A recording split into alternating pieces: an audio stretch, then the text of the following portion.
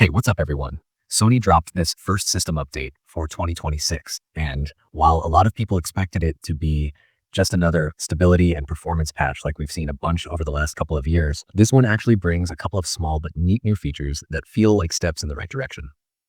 So when your PS5 prompts you to install the update, you'll see that it's a fairly modest download. It's around 1.3 gigabytes in size, but don't let the size fool you. There are a few quality of life changes packed in there. The first one that people are going to notice is a change to how the Friends Activity widget works in your Welcome Hub. Previously, you could see what games your friends are playing or what they're up to, but now Sony has expanded on that by letting you jump directly from that widget into your friend's game if they're playing online. That's handy if you want to get into a session together without scrolling through menus or firing up the activity card separately. It's basically a tighter connection between the social interface and your actual game sessions. And then there's read receipts. Yes, that's right. The PS5 finally has a built-in option so other players can see when you've opened and read their messages. This has been something a lot of people have asked about because up until now you get messages and there was no official way for others to know if you'd actually looked at them or not. With this update, you can go into your settings, then users and accounts, then privacy, and under communication and multiplayer, there's a toggle for show read receipts to other players on PS5 and PlayStation app. If you turn that on, people will see when you've read their message.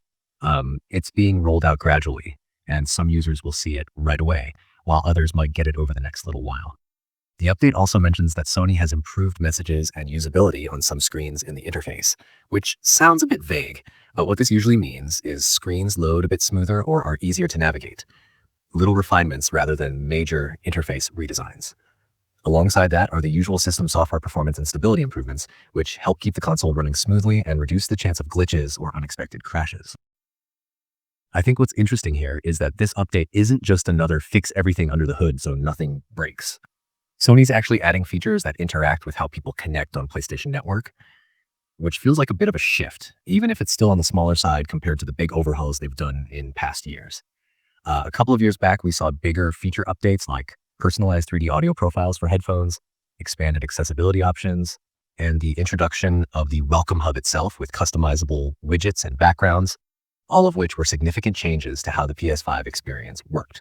This new update feels more focused on polishing what players already use every day, especially social features, rather than reinventing the system interface. If you're unsure how to install this on your console, it's super straightforward. Just head into your PS5 settings, go to System, then System Software, and from there, System Software Update and Settings. If there's an update available, you'll see the option to download and install it right there. There's also the option to set automatic updates, so your PS5 can handle it in the background without you needing to check manually every time.